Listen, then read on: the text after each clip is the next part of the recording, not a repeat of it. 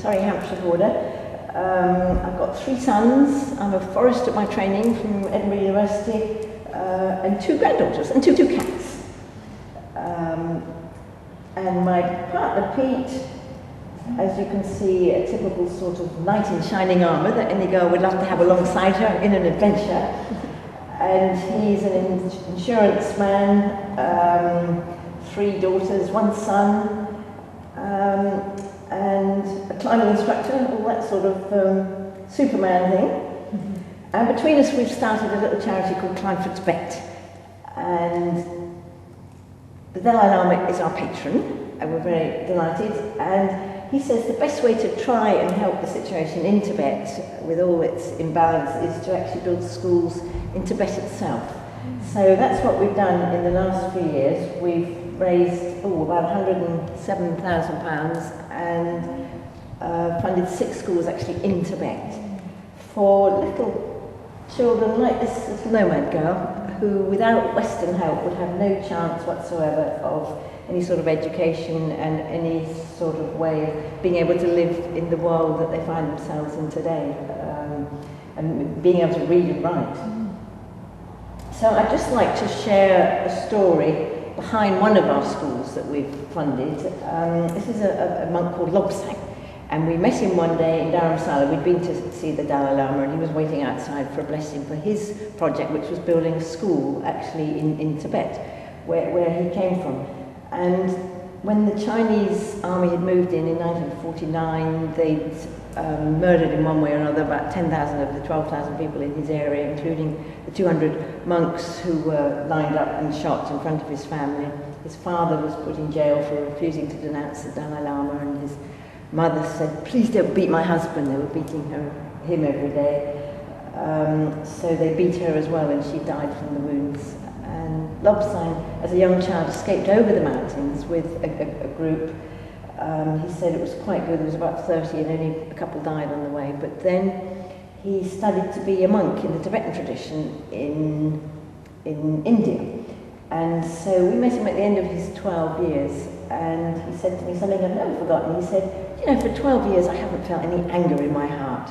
So that was such a lovely thing, and to me it depicted the typical peace within that the Tibetans find that helps the peace of the world. And this was one of the things that really kept me going when we were walking across the Antarctic, because we were tackling something impossible, and if you've got a really big reason, then it helps impossible things become possible.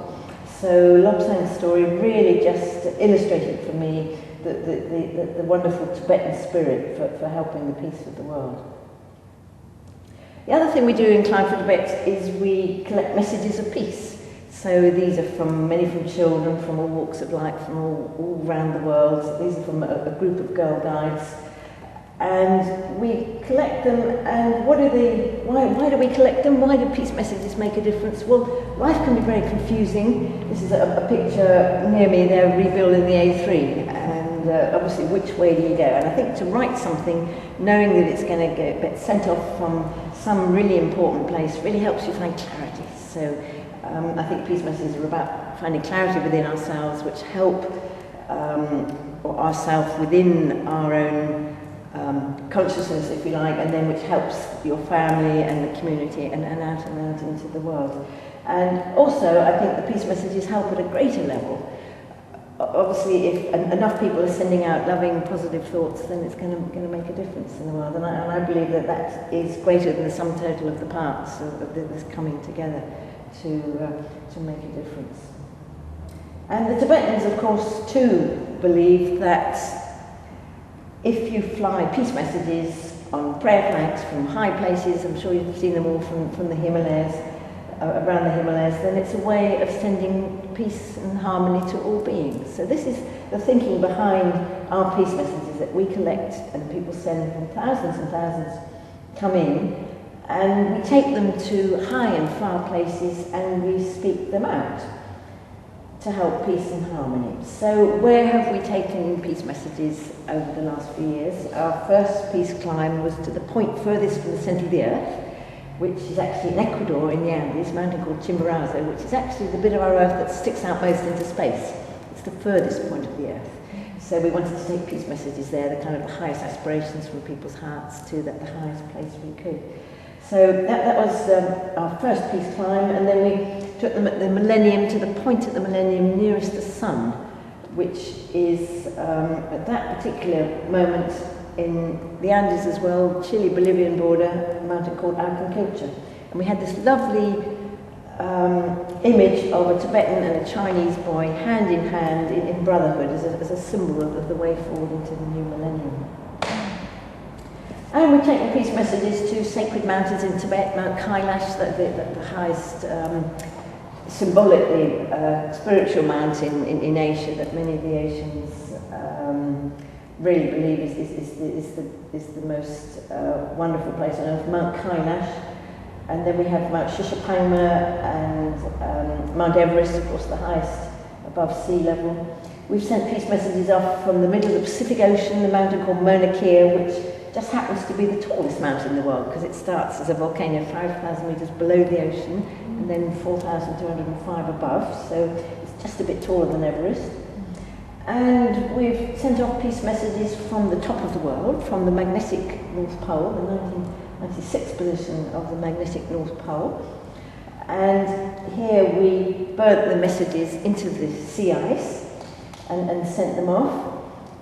And here we were honoured to speak the messages out with a group of Inuit children who wrote messages for us they could barely read, but the messages they wrote were the most profound and wonderful messages that we've ever received.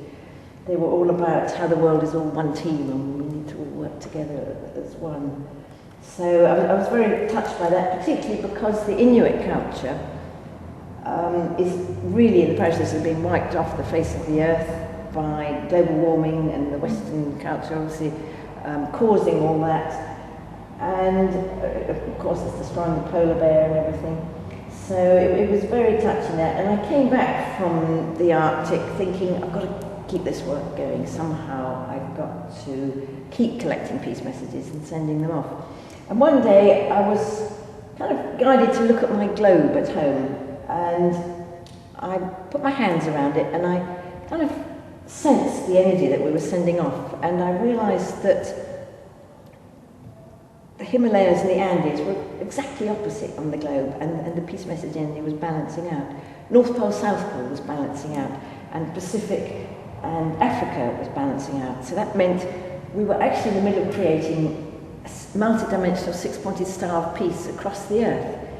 And when I realised this, I got all whooshes up and down. I'm getting them now. Just kind of, for me, that's confirmation from Spirit that this is where I'm meant to be. This is the work I'm meant to be doing. So that meant that there were 2 zones to complete to send off peace messages from, Africa and the South Pole. Now both Pete and I are pretty ancient, in our 60s, and so obviously we had to get on with getting to the South Pole. So how on earth do you get to the South Pole? It's all very well saying, yeah, we'll send off messages. The answer was to join a race. Now the Amazon South Pole race was set up, so we signed up. And it wasn't a good idea to think too much about it. It was billed as the toughest race on earth. And I'm a little old granny with a bus pass, not with a lot of strength, so if I'd thought about it, probably wouldn't have done it. Cost a fortune, no money, so again, if we thought about it, we wouldn't have done it. So it was a matter of trusting the universe that somehow it will all happen. So, okay, we were going to try and go to the South Pole, but the Antarctic is not such a clever sort of place. It's the coldest land on Earth. Temperatures get down to minus 89 degrees centigrade. Last winter here we had about minus 10 or something, didn't we? And it was pretty chilly. It's the windiest land on Earth. You get 200-mile-an-hour katabatic winds that whoosh across everything that's completely open. It's actually the highest land because it's a whole plateau of 3,000 metres high, and the ice at the South Pole itself is a couple of miles thick, so it's a great high plateau. And it's a desert. There's a lot of snow that blows about, but it's all just picked up from one area and blown to the other one, and it's also not very easy to get to. So all in all, it was important to get a bit of training in so that we were fit enough to cope with this. So a couple of years beforehand, we started getting some training going. Now Pete's a runner, so he said, right, first we've got to do is get some running practice. So he put us in for a 24-hour race. The idea is to start running around a track, and you run around continually from midday one day, 24 hours till to midday the next day. So the idea is to kind of train the brain that I will not give up, I will not give up, which was all great fun. I'm not much of a runner, but I learned that it's the struggle that makes you strong in life and makes the mind strong, which is where a lot of the inner strength comes from. And I also learned that if you cut life into bite-sized pieces, I can do the next hour, I can do the next hour, then impossible things become possible. It only took me 3 months to recover from that. So when Pete said, oh, come on, let's go for a walk, I thought, yeah, that sounds a bit better. So we did a walk, which is the Southwest Coast Path. You start in Minehead in Somerset, and you go round Land's End and round to Poole in Dorset. It's 630 miles, so we kind of chucked a tent on the back and everything, and we managed it in 28 days, which was about 20 miles a day, which is what we wanted to do, because that's what we were going to have to do in the Antarctic. We did various climbs. There's an event in Snowdonia called the Welsh 3000s, and the idea is to climb the 15 peaks, which are over 3,000 feet, all within 24 hours. So that's something that is done by the young and the insane. And then, Pete did lots of ski mountaineering, which he likes, wandering up and down in the Alps with skis on and heavy loads. And I did lots of stuff like circuit training at home, which was all great fun, but all trying to build up this fitness. And then we did some cold training in Norway. The Norwegian army very kindly put us through their ice break drill. They cut out a hole in a kind of minus 20 degree and cut some of the ice out, and they chuck you in one end with skis on, and you have to, it's not very far, but it seems like a really long way. It took about an hour for my feet to recover after that. But again, it was kind of getting the mind and the body used to the fact that it might be a bit chilly. One thing that was really freaking me out was something that happens in the Antarctic. In the north, you get polar bears. In the Arctic, in the south, you get something that is created from this huge plateau, which is glacial and is moving slowly to the coast. And as it reaches the mountains, it cracks, comes down, and we get huge crevasses everywhere. So my fear of crevasses built up and built up. So we had to do some sort of training to try and work on that, and we worked out pulley systems to pull people out of crevasses when they fell in. But even so, I just couldn't actually pull one heavy body out, even with all this pulley stuff, and that was really getting me quite worried. And we also practiced, when you did fall in a crevasse, how to climb out of them.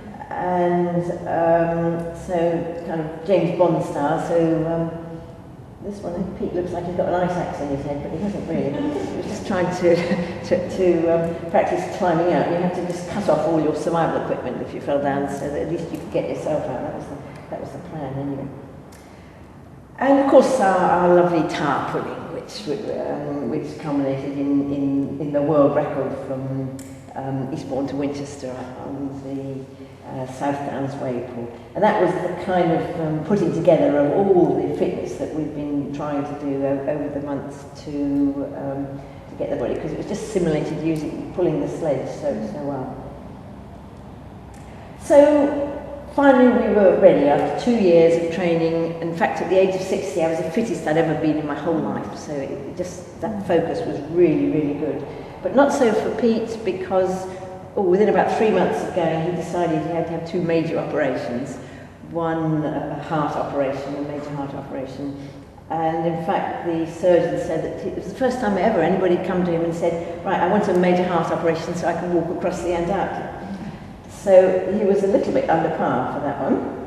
But off we set. We were Team Southern Lights. There were 6 teams, and we were one of them. Now, the race rules said that you had to have teams of 3 because of, obviously, pulling out of crevasses was going to be easier, and spreading the weight of the survival load that we were carrying. But for one reason or another, we ended up as a 2. So we thought we'd bring Gaius Penguin along to make up the numbers. He's here tonight. And Gaius is an emperor penguin. I love emperor penguins. I'm sure you've seen the films of the emperor penguins, how they waddle up to 70 miles across the Antarctic, away from the sea where they can get food and everything, to their breeding grounds. And it's such a dedication of love, so that they can have their eggs and look after their eggs and the little baby penguins. And the thing that I love about the emperors is they have this tradition of huddling all together in the coldest winter on Earth. And the ones on the outside take it in turns to keep the ones on the inside warm. I just think that's a wonderful principle. So Gaius was representing this principle. I think there's a lot we can learn from penguins. And anyway, he was going to help me pull my sledge, or pulp, as we call it. So the little brown line there depicts where the emperors actually live, but here you can see the Antarctic. It's actually really big. It's 50 times the size of Britain. It's about 2,500 miles from South Africa, which was where we came in from Cape Town. And the plan was to fly to a Russian base called Novo and go up all together through the worst of the crevasses, so that when we got to the start line, the race organisers thought it would be really good that everybody got there alive before the actual race started. And then the plan was to walk 500 miles to the geographic South Pole. So it was quite fun getting all the equipment and trying to get our sledges onto the plane. It was a bit like trying to smuggle a canoe on as hand luggage. How much did they weigh? Well, about 1.5 times my body weight mostly. Depending when we were on the ice spread, you had, I think 16 days of food was the most that we had to pull beside, so it got gradually less and less, and food and fuel. So we came in a big old Ilyushin plane, a Russian cargo plane, and there's just a few areas in the Antarctic where you can land on heavy blue ice with a big heavy plane and on wheels. The rest of the places you have to have smaller planes and land on skis. So Novo itself was really little more than a collection of huts and a few tents. I just longed to see some wildlife, but all we actually saw was this beautiful snow petrel that came in once and was going to into the mountains to lay its eggs, but it was just kind of like an angel appearing out of the mist one day. I just longed to see penguins, but we weren't right on the edge, so it was a really good thing we brought our own.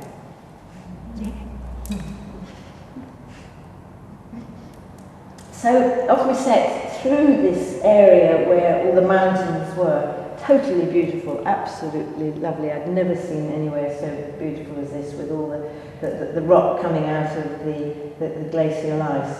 But of course it was absolutely full of crevasses. And even though we were all together, it was really comforting that. But we were told, right, there's crevasses there, but to my untrained eye, we just couldn't see. It just looked like it was ice everywhere. So, you know, you knew there was bridges of snow on it. It was really terrifying because you just had no idea where these crevasses were. So we went single file along, one behind the other, so that at least if you know, the front person went down, we'd know that it was a crevasse.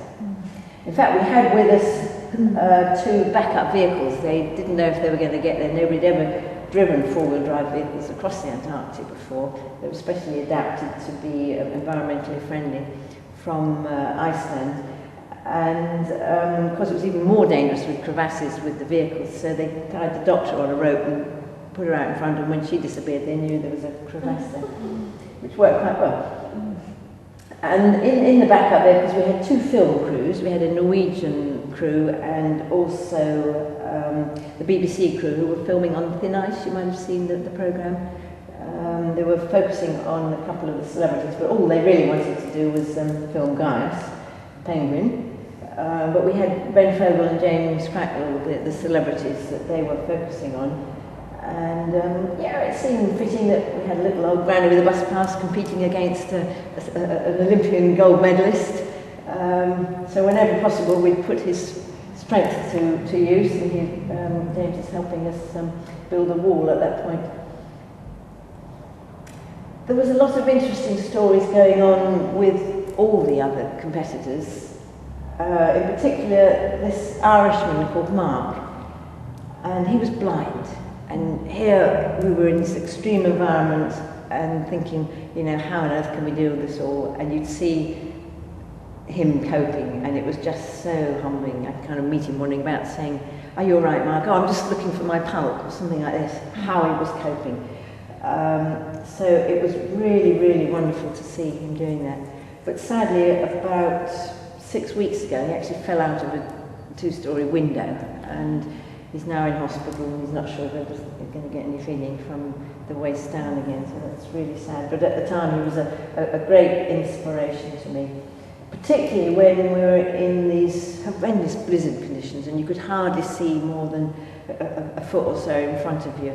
And apart from the wind, which was grabbing everything, all your survival equipment. And so that was another reason I got very, very frightened by these blizzards. And in fact, on New Year's Eve, it was far too dangerous to get out of the tents.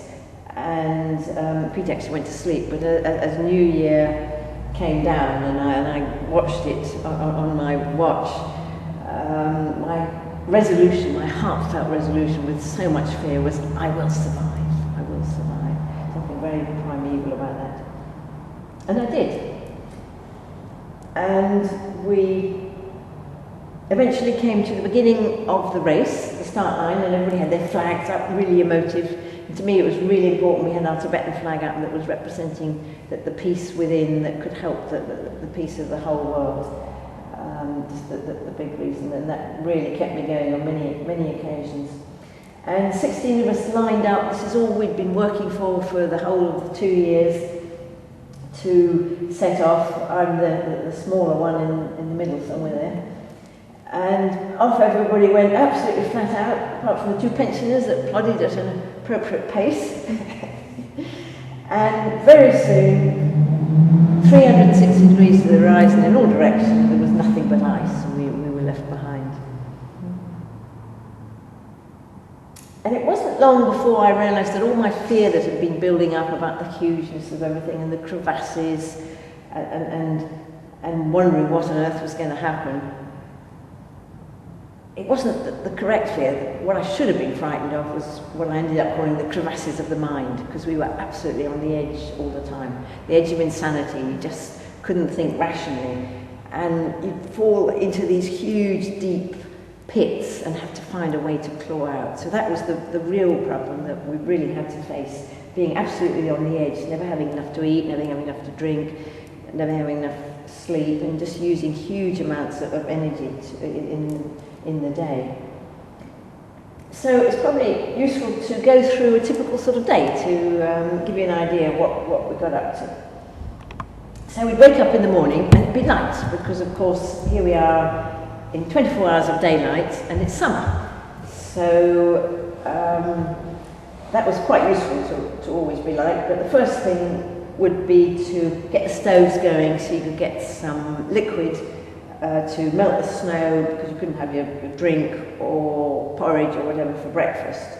So that was the very first thing. Then there was the morning poo. I'm sorry about this, but everybody always asks, how do you go?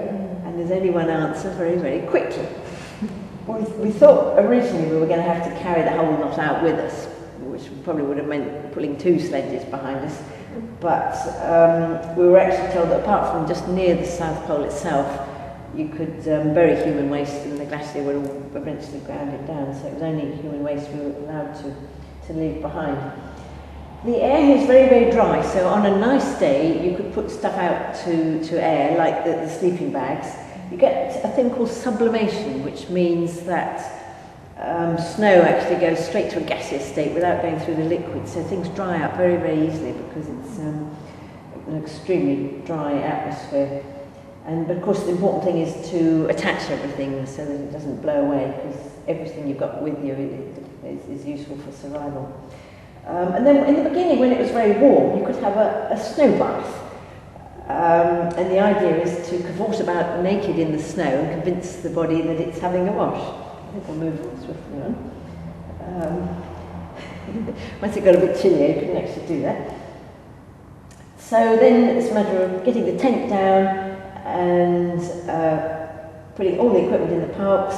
So the grey is my sleeping bag, that's my clothes, the black one was day food, no, the red one was the day food, and that was the other food. And Pete carried the fuel and the stoves. So get everything in, attach yourself to your skis, put a harness on, traces, and ready to go. I've also got a kind of compass rig that Pete devised there, but it was just so annoying to have anything else around your body, in fact. And off we went for kind of 10, 12 hours every day. And if you're behind, that was the view that you get. And you might think, oh, great, you know, it'd be nice to look forward to rest times and have a stop. But in fact, I used to dread stop times because even if you stop just for 10, 15 minutes, your hands would completely disappear.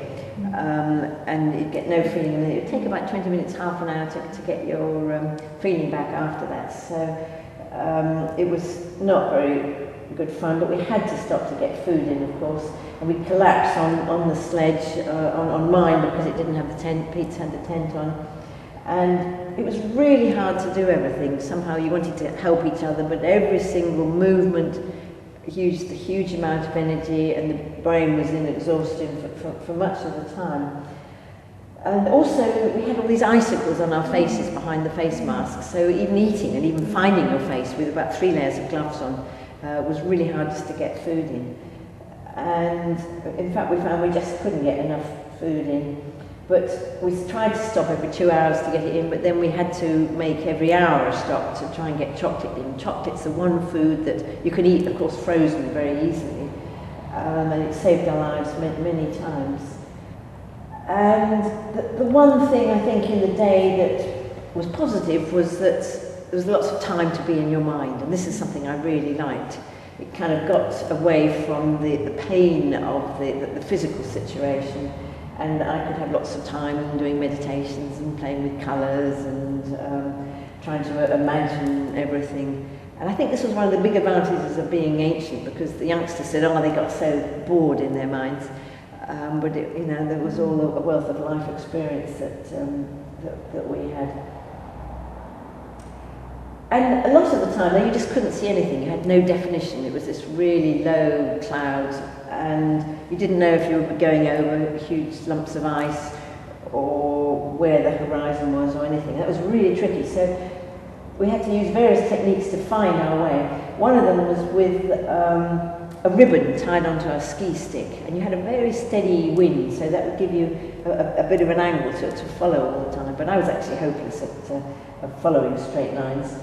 But the sun was also useful. Your shadow moved 15 degrees every hour, so that gave you actually quite an accurate way of finding south. And then we did have GPSs which told you exactly where you were and how far from the camp before and how far to the camp above. But the GPS uses batteries, and batteries in extreme cold only last for a really short time. In fact, I put a camera battery in one day and it lasted about 2 minutes. So we didn't like to use the GPSs too often. And then you'd also get the direction of the sastrugi, the hard wind-carved ice. So that also gave us quite a good directional help. But often the sastrugi was into wonderful shapes of animals, and I spent a lot of time enjoying all the mammals and the reptiles and the cells and the plants and all the kind of human expressions. But one of my favourite ones was the dolphins. A lot of them looked so like dolphins. It was though we had a great pod of dolphins supporting us all along the way. Some of the wildlife wasn't quite so useful. Guys made friends with various bears along the way. But in fact, friends was the most important thing that we had. Pete and I were totally dependent on each other. Just like the penguins in their environment, one person couldn't live. When one was really weak, the other one had to find that huge amount of inner strength to try and catch up. So it was actually great to have each other, and a way of finding strength when you didn't think you had it, because you had to help the other one. And then towards the end of the day, when you felt you had just enough energy to put the tent up, we would stop and, of course, put snow around the balances so it didn't blow away. And at 7:30 every night, we had to phone in on the satellite phone to say if we were still alive or not. So at 7:20, my watch still, it did go off just now, goes off to remind me that I'm still alive, which seems such a good reminder to have in life. And I was the one that carried the battery, and batteries, the only way to keep them operational is to keep them warm on your body, right in your thermals. So I had special pockets that I'd made inside, so I get the satellite battery out, put it in the satellite phone and get it to work. So that was a great lifeline. And then 2 big, huge bags of snow we would collect, put them in either end of the tent, had a little porch, and at one porch end we put the stoves, and really for 4 or 5 hours every evening we had to just be melting snow. You'd put that much snow and it would go down to about a quarter of liquids, so it was a lot of work to do that every night. And there was that wonderful moment then when we brought the stoves actually into the tent and we had warmth just for a little bit, so that was a very, very precious time. The stoves themselves I found really scary. You had to start them by they whoosh up in a great flame. Pete was very good at them, but I did find them scary. I think we only nearly burnt the tent down once, but without your tent you're dead, of course, unless you're good at doing igloos and things, which we weren't. But then once you had your boiling water, we could go for the meal department, and we had these packets that you just pour boiling water in, wait for 5 minutes, stir it up, and they were really, really good. We were using up to about 9,000 calories a day, which is huge, and you can't physically shove in more than about 5,000 in a day. And we got a lot less than that. I think probably I was being sort of smaller to start off with. I found I couldn't eat much. It was really, really hard, so everybody lost a lot of weight. We only lost about a stone each, I think, overall. And the other thing, of course, was getting the liquid in, the water in. Really, we needed about 5 litres a day. We were using extreme exertion all the time. It was the altitude we had to cope with and the very dry environment. So water was actually crucial to get enough liquid in. And then go to sleep and look out the next morning, and your pulps may or may not be there. With all the spindrift, usually they were completely covered up with snow. And the day would go round again, so life would go round and round the same day after day after day. And after a while, I realised that all this fear that had been building up within me for so long, that had been causing me so much dread before we went and at the beginning, it was being replaced by something really beautiful and wonderful. And it was this feeling of oneness. I was kind of becoming part of the earth. I was the earth, I was the wind, I was the snow, which was all dancing at my feet and sparkling. We were in this great ethereal place that was like being on another planet with this halo around the sun. And all the wonder of it really got to me, to these wonderful, wonderful moments of extreme oneness and being just part of everything. And that was so, so precious to me. And I had these visions of the spirit of the Antarctic being a great tall pillar of white light, and they invited me to stand beside them, kind of suggesting that we're all great pillars of light, and here in the Antarctic was a huge reservoir of light for the world. So my own journey in this regard was something that became more important than anything else. It was just was so beautiful. And somehow I never wanted to leave. Here I was just at home. I was part of it all. And I just knew it was just such an honour and a privilege to be in this most wonderful, wonderful wilderness. But after 6 weeks of seeing nothing on the horizon at all, suddenly there were buildings there. And we were coming up to the American base at the South Pole, American research base. And we came into all this kind of building and human bits and pieces, and having wanted to be here for 2 years, nothing else, just focusing on, yeah, I've got to get to the South Pole. When I got there, I actually didn't like it, because I just wanted to be in the wilderness. It was just kind of felt wrong. But of course, in we came, and we were the last in the race, as to be expected, but I don't think that mattered. Anybody just wanted everybody to survive. Nobody really minded. The Norwegians, of course, won, but we all survived, and that was the important thing. And here we were at the South Pole with the 12 Antarctic Treaty Nation flags. They were the original 12, now there's 47. And they had all promised to keep this land as a land of peace, a land of science, and a land of nature. So long may it remain so really, really important. And we were able to fly our Tibetan flag at the South Pole as a wonderful way of, yes, to us this was the peace of the earth was the most important thing that was happening. Gareth was absolutely overjoyed to be here. He'd survived exhaustion and frostbite, but he'd upheld the spirit of the Emperor Penguin.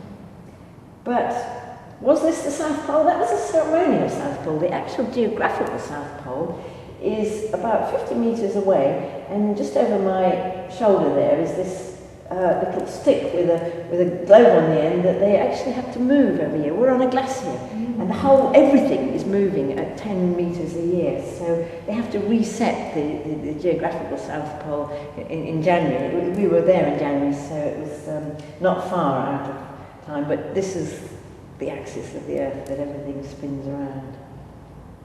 And here's a plaque which is dedicated to Scott and Amazon. And I'm sure you all know the story.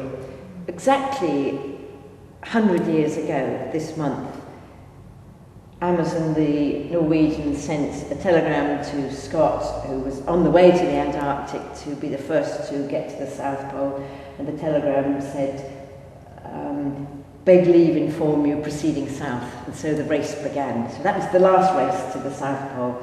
And of course Amazon got there first because he had dogs and made it a lot easier. Scott got to the South Pole and, bitterly disappointed, found the Norwegian flag there. And on the way back, he and his 4 companions died.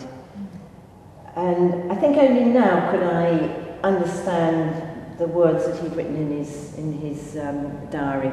Had we lived, there would have been a tale to tell of the hardihood, courage and endurance of our companions that would have stirred the heart of every Englishman. So now I understood that one. But the courage that these guys must have needed, that they had tents that had no shown ground seats like us. They had sleeping bags they'd get into, and for an hour they were still solidly frozen until they'd defrosted. The food had no vitamin C and they all got scurvy. And when they faltered, they had no nice backup team like we did. They just died. And in fact, it wasn't until 100 years later that the world knew that Scott had died, which is hard to imagine today. So the American base is now called the Scott Amazon Base, and it's this great, wonderful new building. The old one is just a half dome left. It was gradually disappearing into the ice, so they had to put this new state-of-the-art one in, which is all on pods or pillars that they wind up as things get covered in snow. And they do wonderful, all sorts of research there about neutrinos and cosmic particles coming in and going deep into the ice. Really, really fascinating stuff. But we were allowed to do a very quick visit, a tour around, and all we were interested in was the loo, because of course we hadn't seen the loo for 6 weeks.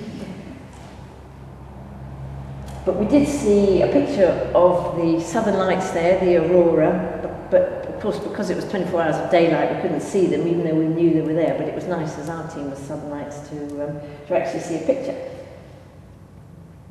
So the South Pole camp itself was at minus 50 degrees, which is pretty chilly, and then wind chill on top, so you couldn't actually expose flesh for more than a few minutes there. Actually, Pete and I were the only team that didn't get frostbite. All the others did. I think it was old age caution.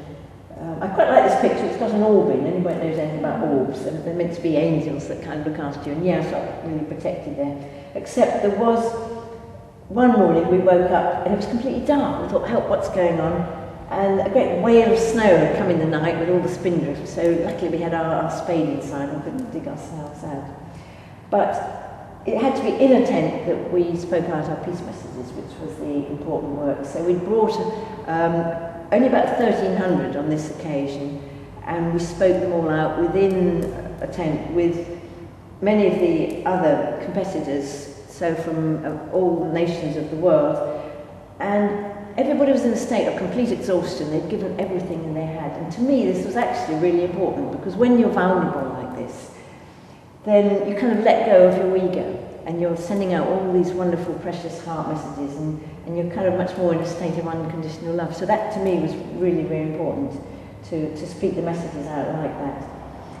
And we then sent them off at the ceremony of South Pole onto the winds of the earth to do their job.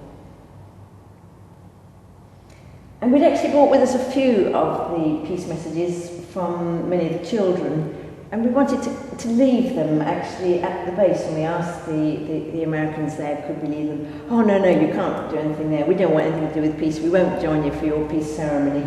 And we were a bit put out by this. It seemed just really sad. I mean, you can't burn them and nothing like this. And it wasn't until just before we left that they came back and said, oh, actually, we do quite like the peace messages, and we will keep them here at the base. So we were delighted that they were going to find them a special place. And it was almost as though the work of the peace message had begun, some sort of shift had started. We also brought with us a few crystals. We had 9 citrine crystals and 1 little shift quartz crystal, and in the middle a rose quartz crystal representing love for the earth. And we put them in this configuration, a bit like the planets with the sun in the middle, the ancient symbol that says as above, so below. And we also had a wider 9 crystals. One was held here in Eastbourne, and this was just to kind of support the energy. And the idea of the crystals is to hold and amplify the energy of the peace messages. So we wanted to leave them there, so we actually quietly went back out into the wilderness and returned them to the earth from whence they'd come, as a way to just to stay there and hold the energy.